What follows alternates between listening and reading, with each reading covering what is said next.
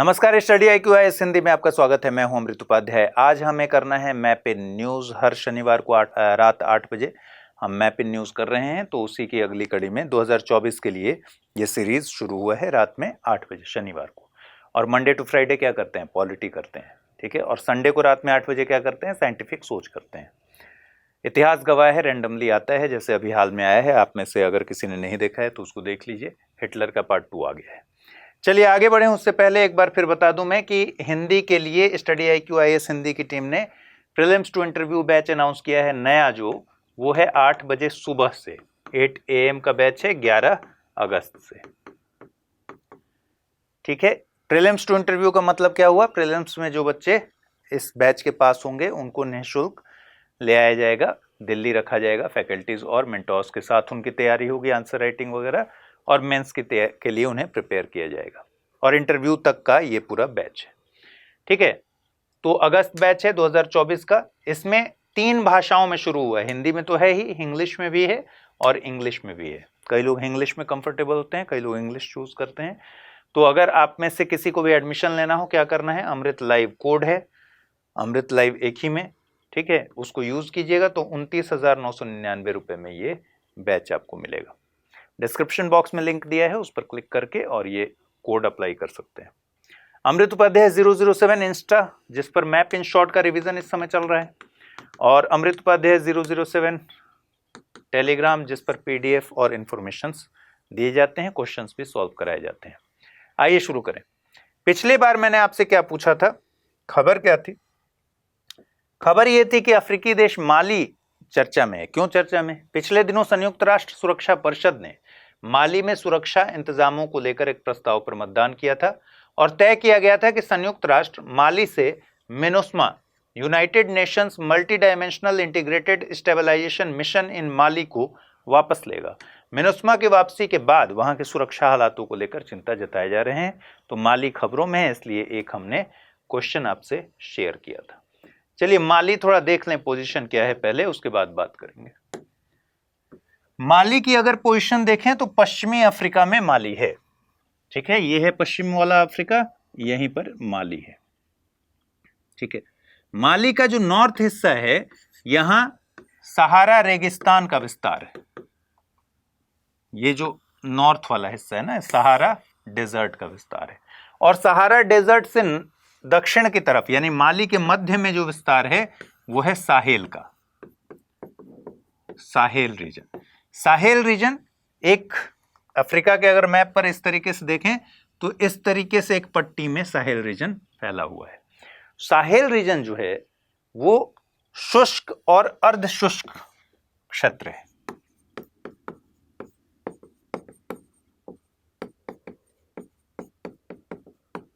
ये क्षेत्र और भी वजहों से बहुत चर्चित रहता है, जैसे यहां भूखमरी की समस्या बहुत ज्यादा है, आतंकवादी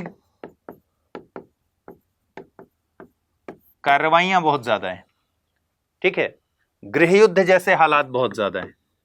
इसलिए ये अफ्रीका का जो हिस्सा है साहेल वाला, ये बहुत ज्यादा चर्चा में रहता है।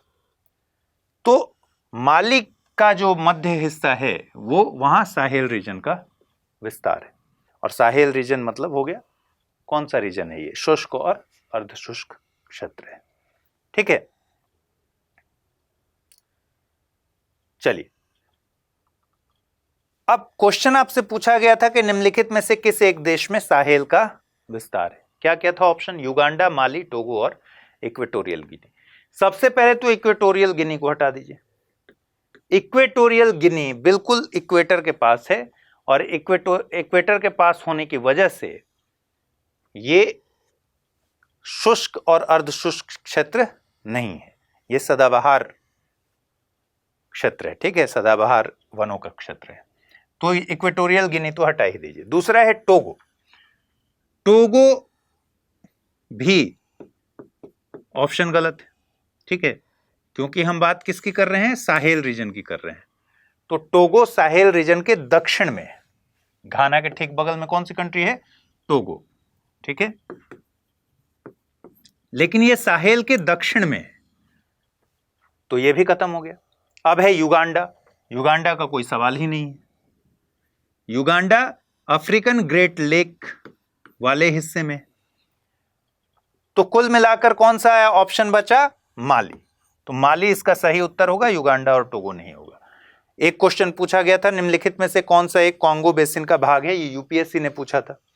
कॉन्गो बेसिन में जनरली आप कहीं पढ़ेंगे तो 10 कंट्रीज का जिक्र आता है, लेकिन कई आधिकारिक वेबसाइट्स हैं, जैसे WWF की वेबसाइट की अगर बात करें तो वहां 6 कंट्रीज तो दी ही हुई हैं। 6 कंट्रीज कौन कौन सी हैं कॉन्गो बेसिन में?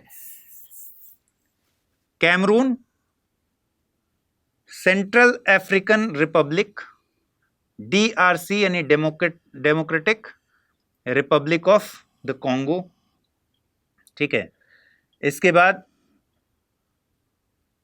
कॉन्गो, गैबन, इसमें युगांडा नहीं है, ठीक है, DRC से कॉन्गो, फिर गैबन, इक्वेटोरियल गिनी। तो Cameroon, Equatorial Guinea, Gabon, Congo, CAR और DRC, ये 6 कंट्रीज तो कॉन्गो बेसिन में आपको हमेशा ध्यान रखना है। इनमें से इस प्रश्न में कौन कौन दिया हुआ है? कैमरून, नाइजीरिया, दक्षिण सूडान, युगांडा। अब आप समझ पा रहे होंगे सिर्फ और सिर्फ कैमरून ही इसका सही उत्तर हो सकता है, ऑप्शन ए, ठीक है। तो ये चीज क्लियर हो गई। दूसरा, जो साहेल क्षेत्र है, यूनाइटेड नेशंस, अब जनरली साहेल क्षेत्र जो अनौपचारिक मैप आप देखेंगे उसमें साहेल क्षेत्र दिखाएगा रेड सी तक, ठीक है। तो रेड सी तक जब दिखाएगा तो क्या होगा? रेड सी तक आने का मतलब कि इरिट्रिया और जिबूती जैसे देश भी इसमें शामिल हो जाएंगे। लेकिन यूनाइटेड नेशंस ने अपनी वेबसाइट पर जो कंट्रीज डाली हैं वो कंट्रीज ये हैं, चाड तक, ठीक है, यहां तक चाड। तो चाड और कैमरून यही तक साहेल का रीजन है। मॉरिटानिया, माली, नाइजर, चाड। मॉरिटानिया, माली, नाइजर, चाड। मॉरिटानिया के पास सेनेगल और दगाम्बिया, ये दगाम्बिया है खंजर की तरह। फिर गिनी, बुर्किना फासो, नाइजीरिया और कैमरून, ये सारे जो रीजन हैं इन सारे देशों में फैला हुआ है साहेल रीजन। तो ये आपको ध्यान पर रखना होगा, यूनाइटेड नेशंस की ऑफिशियल वेबसाइट पर ये दिया हुआ है, ठीक है। चलिए आगे बढ़ें। युगांडा में कुछ दिनों पहले एक हिंसक घटना को अंजाम दिया ADF रेबल ग्रुप ने। तो ADF रेबल ग्रुप के बारे में आपको सिर्फ इतना जानना है कि ADF रेबल ग्रुप कहां, किस एरिया में, किस देश में या किस कॉन्टिनेंट में सक्रिय है। तो अफ्रीका के युगांडा में इसने हाल ही में अटैक किया है ADF रेबल ग्रुप ने। कॉन्गो सीमा के पास इसने स्कूल पर हमला किया जिसमें करीब 38 बच्चे मर गए और टोटल 41 लोग मरे थे। किसकी बात हो रही है? युगांडा की। युगांडा याद आते ही सबसे पहले झील याद आना चाहिए। युगांडा की अगर पोजीशन देखें तो फिर यही है। और मैंने बहुत पहले आपको 23 के लिए जब मैं पढ़ा रहा था तब भी बताया था मैंने कि DRC और युगांडा के बीच में झील है, लेक है। और एक कोड हमने देखा था ब्रू कॉफी आता था पहले। Burundi, Rwanda, Uganda, Burundi, Rwanda, Uganda, इसमें आर कहां है? रवांडा जो है वो बीच में है, ठीक है। तो ये क्रम याद रखना है, ब्रू नीचे से ऊपर। देखिए युगांडा यही है। अगर हम बॉर्डर की बात करें तो बॉर्डर क्या क्या है? साउथ सूडान, फिर केन्या, तंजानिया, रवांडा, DRC, ठीक। इसको बड़े में देख लेते हैं। साउथ सूडान नॉर्थ में, केन्या, तंजानिया, रवांडा, DRC, ठीक है। यहां दो बहुत ही महत्वपूर्ण लेक हैं DRC और युगांडा के बीच में। और एक लेक है तंजानिया, युगांडा और केनिया के बीच में, और एक लेक है जो सिर्फ और सिर्फ युगांडा में है। यानी 4 लेक के बारे में आपको जानना है। कौन कौन से लेक हैं? अगर युगांडा के पश्चिम में देखें तो 2 महत्वपूर्ण लेक हैं। एक है लेक अल्बर्ट, ठीक है, और एक है लेक एडवर्ड। तो एल्बर्ट और एडवर्ड 2 लेक हो गए। किससे किसके बीच में है? डीआरसी और युगांडा के बीच में। एल्बर्ट ऊपर है, एडवर्ड नीचे है, ठीक है। इसके अलावा एक लेक आपको दिख रहा है जो 3 देशों में फैला हुआ है, केनिया, तंजानिया और युगांडा, जिसका नाम है लेक विक्टोरिया। इसी लेक विक्टोरिया से, ये दक्षिण में है युगांडा के, इसी लेक विक्टोरिया से एक नदी निकलती है जिसका नाम है विक्टोरिया नील, जो लेक क्योगा जाती है, फिर लेक अल्बर्ट जाती है, और अल्बर्ट से फिर अल्बर्ट नील बनकर निकलती है। ये नील कौन सी नील है? ये वही नील है, नील नदी की सहायक नदी, जिसे हम कहते हैं व्हाइट नील, ठीक है। सूडान में हमने देखा था कि खार्तूम में जाकर उसकी राजधानी के पास व्हाइट नील और ब्लू नील आपस में मिल जाते हैं, ठीक है। व्हाइट नील और आपस में कहां मिलते हैं? खार्तूम में। तो ये जो विक्टोरिया नील है, दरअसल ये व्हाइट नील ही है, लेकिन युगांडा में इसको विक्टोरिया नील बोलते हैं। फिर ये क्योगा भी जाती है। क्योगा एक ऐसा लेक है जो युगांडा के एकदम मध्य में है, और इसका किसी और कंट्री से कोई बाउंड्री साझा नहीं होता। अदरवाइज ये तीनों जो लेक हैं वो बाउंड्री साझा करते हैं, ठीक है। विक्टोरिया तो खैर 3 देशों के बीच में है, सबसे छोटा हिस्सा इसका केनिया के साथ है, और क्योगा सिर्फ और सिर्फ युगांडा में। तो विक्टोरिया नील, जो कि विक्टोरिया लेक से ही निकलती है, यही व्हाइट नील है, जिसको युगांडा में क्या कहते हैं? विक्टोरिया नील कहते हैं। फिर ये क्योगा जाती है, और क्योगा जाने के बाद फिर एल्बर्ट जाती है, और एल्बर्ट के बाद एल्बर्ट नील कहलाती है। तो एल्बर्ट नील भी बेसिकली व्हाइट नील ही है, इसको युगांडा में अलग अलग नाम से जानते हैं, ठीक है। अब देखिए, इसके युगांडा के पूर्व में देखेंगे तो एक माउंटेन पीक है, mount Elgon. Mount Elgon 4321 metre है, जो कि आपको याद रखने की जरूरत नहीं है, ठीक। तो ये सारी बातें आपको ध्यान पे रखनी है। अब आइए क्वेश्चन पे आ जाते हैं। निम्नलिखित पर विचार कीजिए। युगांडा, लेसोथो, मलावी और जाम्बिया, उपर्युक्त में से कितने देश ऐसे हैं जो किसी भी समुद्र को नहीं छूते? इसका मतलब लैंडलॉक्ड हैं और चारों तरफ से किसी एक ही देश से घिरे हुए हैं। समझ रहे हैं? जैसे ये एक कंट्री है, इसके चारों तरफ कोई एक ही कंट्री है, तो यही पूछ रहा है कि एक तो लैंडलॉक्ड हो और दूसरा चारों तरफ से किसी एक कंट्री से घिरा हो। तो ये चारों में से बताना है, केवल एक, केवल दो, केवल तीन, या फिर सभी चार। युगांडा आपको पता है कि लैंडलॉक्ड कंट्री है, लेकिन ये किसी एक देश से चारों तरफ से नहीं घिरा है। साउथ सुडान, केनिया, तंजानिया, ठीक है, रवांडा, डीआरसी, ये सब इसको घेरे हुए हैं। तो ये लैंडलॉक्ड तो है, लेकिन एक ही देश से चारों तरफ से नहीं घिरा हुआ है। फिर है जाम्बिया, 4 नंबर देखिए। जाम्बिया को अगर देखेंगे तो फिर मलावी और जाम्बिया दोनों ही लैंडलॉक्ड तो हैं, लेकिन किसी एक देश से नहीं घिरे हैं। जैसे जाम्बिया देखिए, ठीक है, जाम्बिया घिरा हुआ है, तंजानिया से भी इसका बॉर्डर लगता है, डीआरसी से भी बॉर्डर लगा हुआ है, अंगोला से भी बॉर्डर लगा हुआ है। यहां देखिए ध्यान से, नामीबिया से भी बॉर्डर लगा हुआ है, यहां छोटा सा जो लाल दिख रहा है आपको। बोत्सवाना से बॉर्डर लगा है, जिम्बाब्वे से बॉर्डर लगा है, मोजाम्बिक से बॉर्डर लगा है। तो एक कोई कंट्री से नहीं लगा हुआ है, ठीक है। तो जाम्बिया गलत हो गया, युगांडा पहले गलत हो गया था। अब है मलावी, तो मलावी ये रहा, ठीक है, ये भी लैंडलॉक्ड होने के बावजूद कई कंट्रीज से घिरा हुआ है।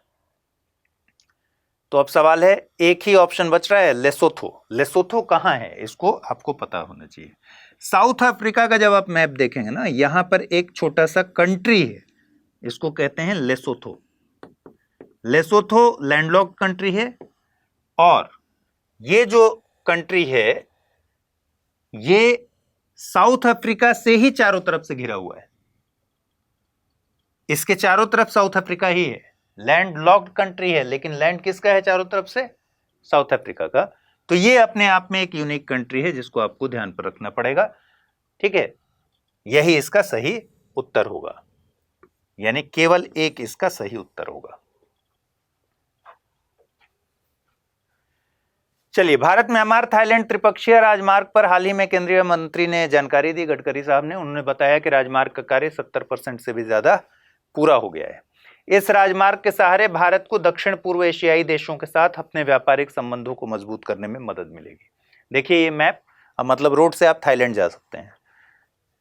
70% काम हो गया है।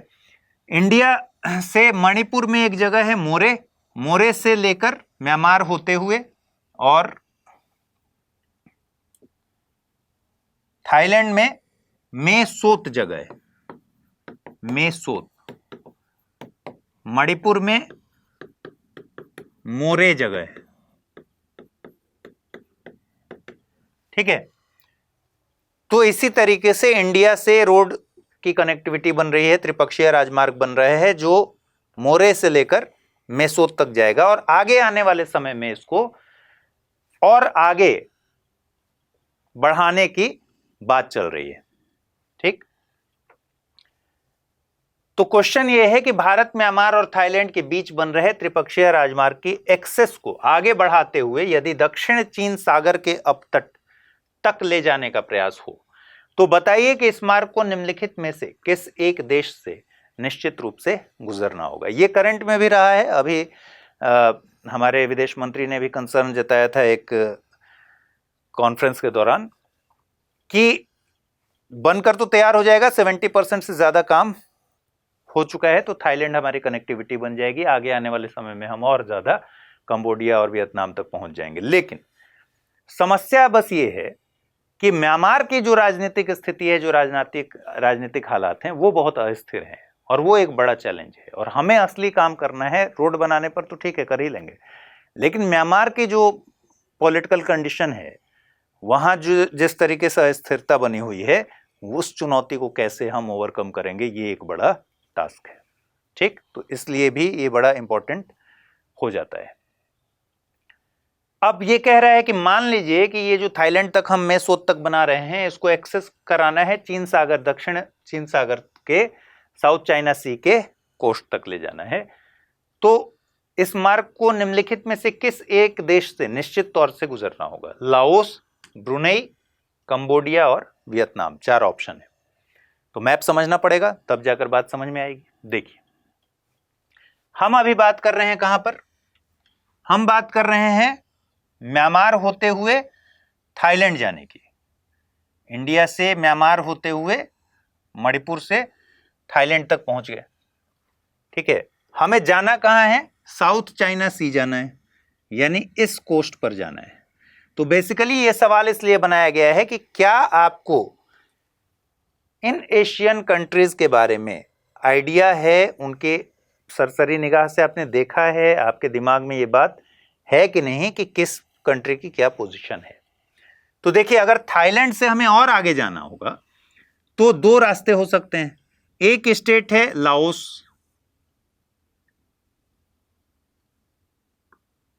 ठीक है, एक मतलब कंट्री,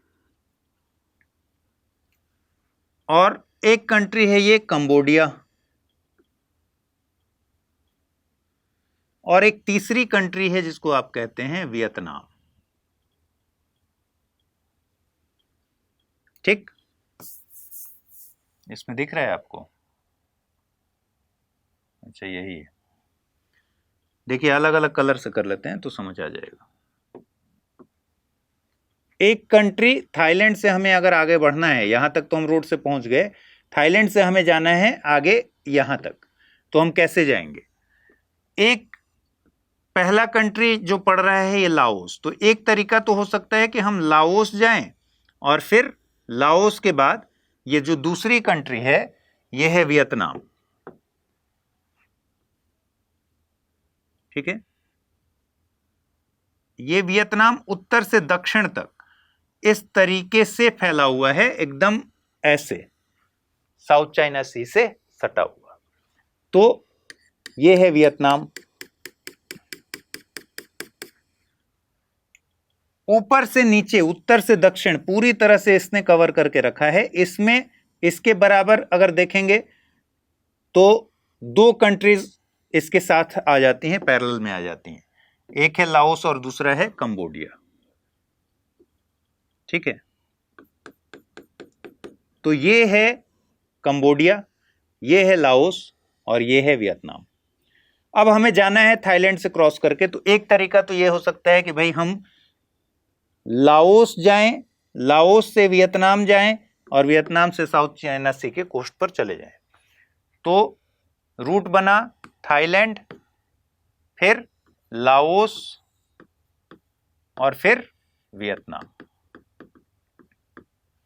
दूसरा हो सकता है थाईलैंड से हम कंबोडिया जाएं, कंबोडिया से वियतनाम जाएं और वियतनाम से साउथ चाइना सी के कोस्ट पर चले जाएं। थाईलैंड, फिर कंबोडिया और फिर वियतनाम। और तीसरा एक और तरीका हो सकता है, हम रोड बना क्यों रहे हैं? अपने व्यापार को बेहतर करने के लिए, अपने संबंधों को लुक ईस्ट पॉलिसी के तहत बना रहे हैं। तो अगर हम इसीलिए बना रहे हैं तो क्यों ना ऐसा रोड बनाया जाए जो वियतनाम और जो लाओस और कंबोडिया दोनों को टच करता हुआ जाए। तो एक और रूट हो सकता है कि भाई हम थाईलैंड से पहले लाओस, फिर कंबोडिया, फिर वियतनाम जाएं, ताकि सारे कंट्रीज हमारे कनेक्टेड हों। तो थाईलैंड से हो जाएगा लाओस, फिर कंबोडिया और फिर वियतनाम। इसमें कॉमन क्या है? कॉमन है वियतनाम। किसी भी हाल में हमको साउथ कोस्ट जाने के लिए, साउथ चाइना सी जाने के लिए वियतनाम को तो क्रॉस करना ही पड़ेगा, क्योंकि वियतनाम ने इसको इस तरीके से कवर कर रखा है। ठीक है, तो इसलिए अगर इस त्रिपक्षीय राजमार्ग को हमें बढ़ाकर ले जाना है, कहां तक? साउथ चाइना सी तक, तो हमें हर हाल में वियतनाम को क्रॉस करना पड़ेगा। इसलिए इसका ऑप्शन डी सही उत्तर है। चलिए, एक सवाल यह है जिसमें कोई पहले संदर्भ नहीं है, इसमें आप देख लीजिए, इंपॉर्टेंट चीज है। निम्नलिखित पर विचार कीजिए। एंटेकिनस, या इसको एंटेचिनस भी कहते हैं, नॉर्दर्न कुओल, साल्मन मछली की कुछ प्रजातियां, तितली की कुछ प्रजातियां, कह रहा है कि उपर्युक्त में से कितने ऐसे हैं जो सेमल्पेरस हैं। सेमल्पेरस क्या होता है? सेमल्पेरस का मतलब है कि जो अपने पूरी जिंदगी में, जो जीव एक ही बार, जीव हो प्लांट हो, एक ही बार मेट करते हैं, यानी एक ही बार रिप्रोड्यूस करते हैं। ठीक है, वन टाइम मेटिंग और रिप्रोडक्शन, मतलब एक बार संभोग करते हैं, उसके बाद मर जाते हैं। कह रहा है कि इनमें से कितने ऐसे हैं जो जीवन में केवल एक ही बार मेटिंग करते हैं, उसके बाद पहली मेटिंग के बाद ही उनकी मृत्यु हो जाती है। केवल एक, केवल दो, केवल तीन, सभी चारों। तो पहले तो सेमल्पेरस क्या है ये जानना चाहिए आपको, कि इसका क्या परिभाषा है। जो जीवन में केवल एक बार ही रिप्रोडक्शन या मेटिंग करते हैं और पहली मेटिंग के बाद उनकी मृत्यु हो जाती है, पहले रिप्रोडक्शन के बाद मृत्यु हो जाती है। Semelparity, the word semelparity was coined by evolutionary biologist Lamont Cole. तो सेमल्पेरिटी जो है, सेमल्पेरस किस वर्ड्स, ये वर्ड कहां से आया? ये बायोलॉजिस्ट थे लेमोंट कोल, जिन्होंने इसको क्वाइन किया, मतलब इजाद किया। ठीक है, और सेमल्पेरस क्यों कहा गया, या सेमल्पेरिटी क्यों कहा गया? क्योंकि सेमल वर्ड जो है वो लैटिन वर्ड है, और लैटिन वर्ड सेमल से बना है ये सेमल्पेरस। सेमल का मतलब होता है सिंगल टाइम, ठीक है, और पेरियो का मतलब होता है बिगिन। तो सेमलपेरस इस तरीके से बना हुआ है। इसमें बहुत सारी प्रजातियां हैं, फिलहाल आपको ये 4 याद रखने हैं। एंटिकनस, नॉर्दर्न कोल, सालमन मछली की कुछ प्रजातियां और तितली की कुछ प्रजातियां, ये चारों ही ऐसी हैं जो सेमलपेरस है। कुछ प्रजातियां मतलब जैसे पैसिफिक सालमन, सालमन मछली है, उसकी कुछ प्रजातियां ऐसी हैं जो सेमलपेरस है। इसी तरह तितली की कुछ प्रजातियां ऐसी हैं जो सेमलपेरस है, ठीक है। नॉर्दर्न कोल एंड एंटिचिनस, ये है एंटिकिनस, चूहे जैसा जो दिख रहा है, ठीक है। फिर ये है नॉर्दर्न कोल और ये है सालमन की प्रजाति। चलिए अगला है दक्षिण अफ्रीका के जोहान्सबर्ग में गैस लीक होने की दुर्घटना के कारण 16 लोगों की जान चली गई। यहां नाइट्रेट ऑक्साइड गैस के लीकेज की खबर आई। घटना को अवैध रूप से हो रही गोल्ड माइनिंग से जोड़कर देखा गया। खबर में आपके लिए कुछ नहीं है, दक्षिण अफ्रीका आपको पता होना चाहिए।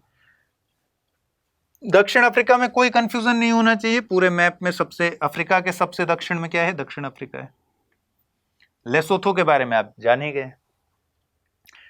बाउंड्री की अगर बात करें तो नामीबिया, बोत्सवाना, जिम्बाब्वे, मोजाम्बिक, 4 तो ऐसी बड़ी कंट्रीज दिख रही हैं। कौन कौन? नामीबिया, बोत्सवाना, ठीक है, जिम्बाब्वे और मोजाम्बिक, 4 कंट्रीज हो गई बड़ी, ठीक।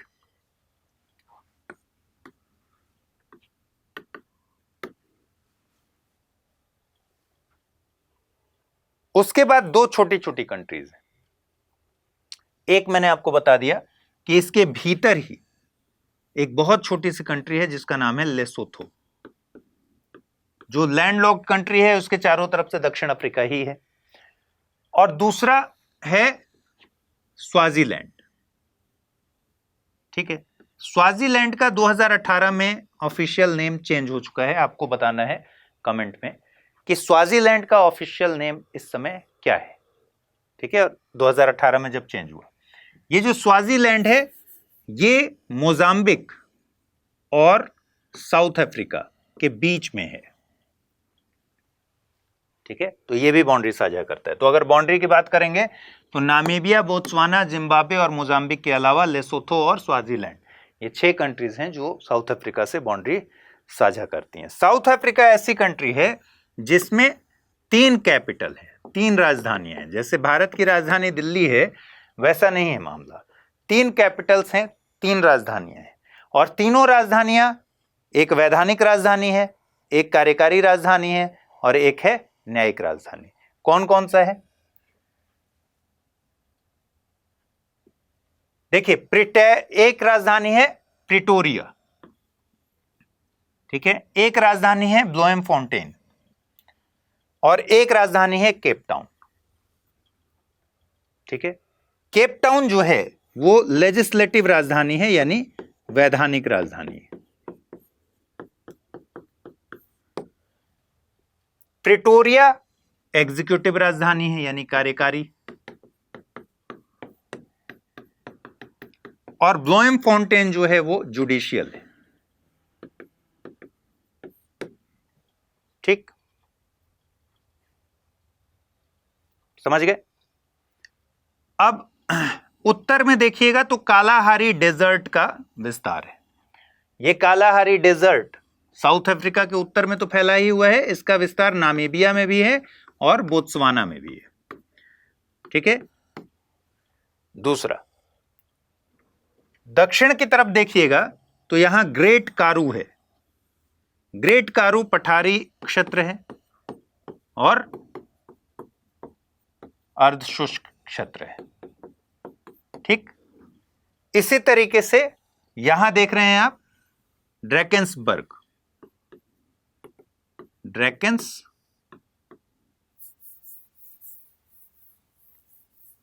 ये लेसोथो के पास ड्रैकेंसबर्ग,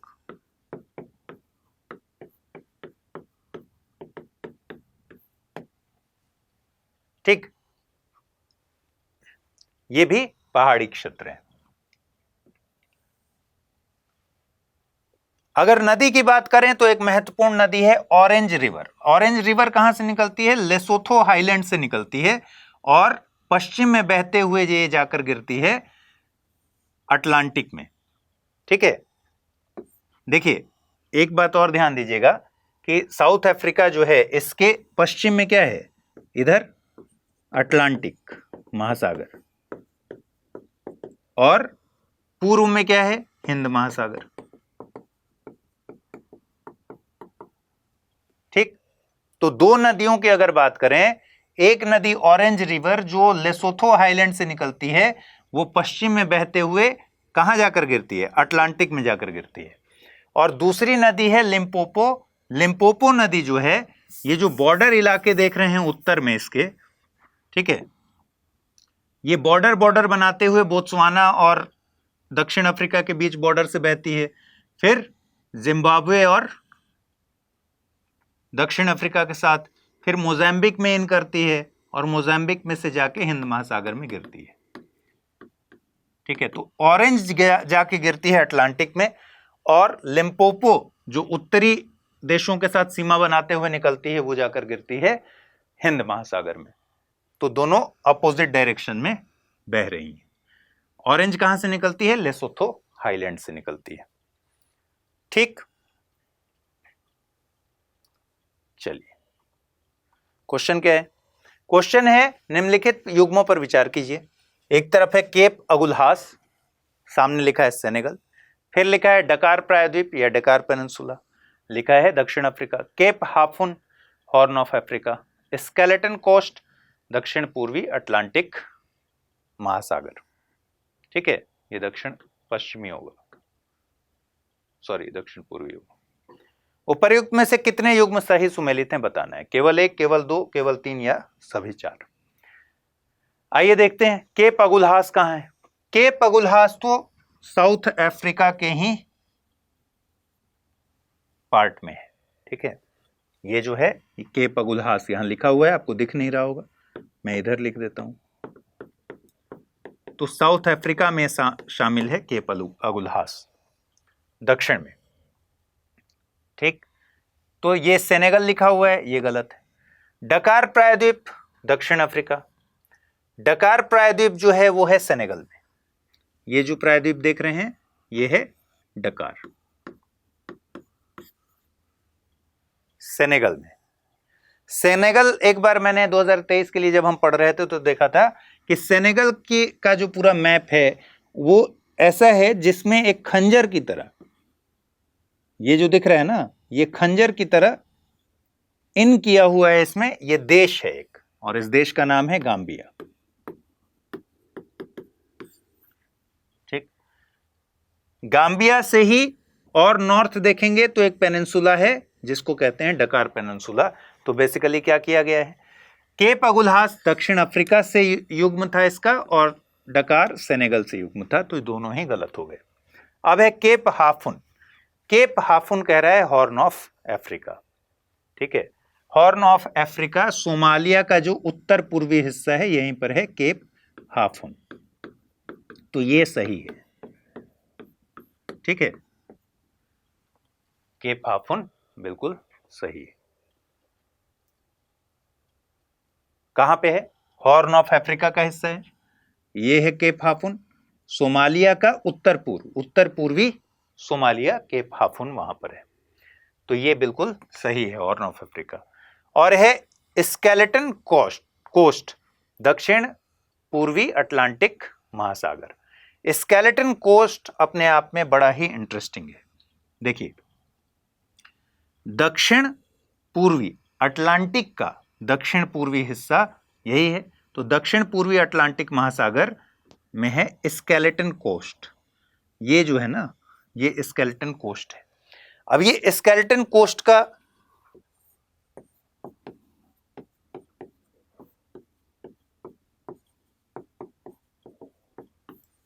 अपने आप में बड़ा अजीबोगरीब कोस्ट है ये। एक तो कोस्ट होने के बावजूद यहां ज्यादातर लोग नहीं रहते। उसकी वजह क्या है? यहां नेविगेशन की बहुत ज्यादा दिक्कत है। समुद्र काफी उथला है, गहरा नहीं।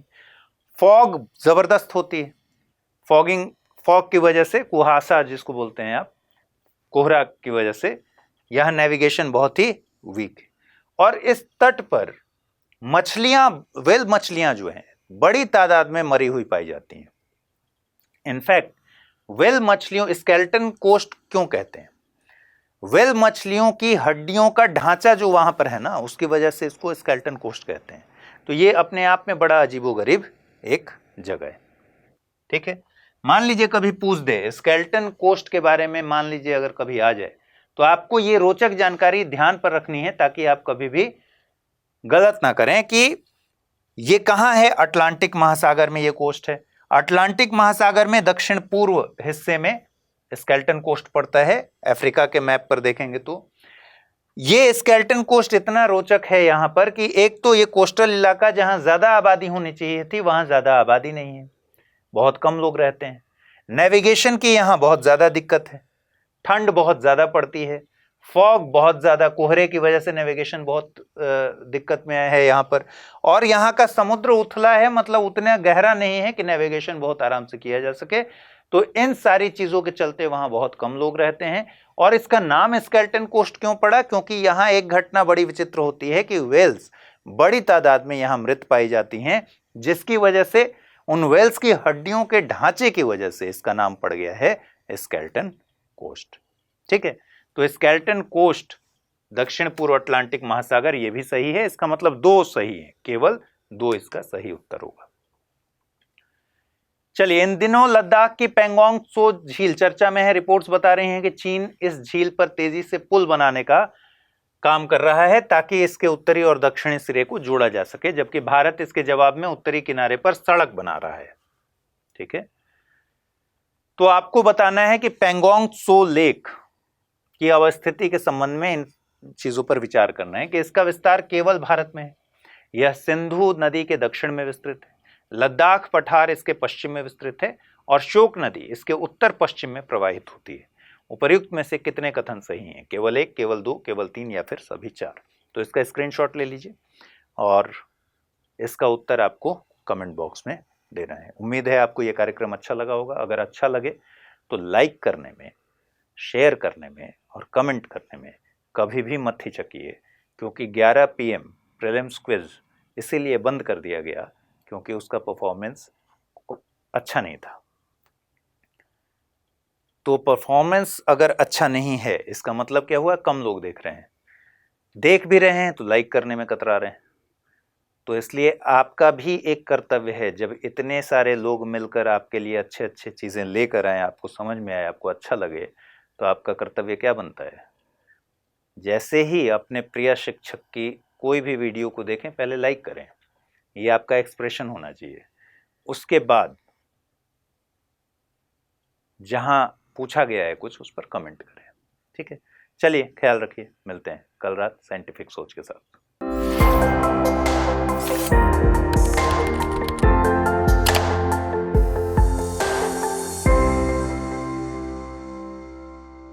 हिंदी में यूपीएससी की तैयारी से संबंधित प्रोग्राम्स को देखने के लिए सब्सक्राइब करें स्टडी IQ IAS हिंदी।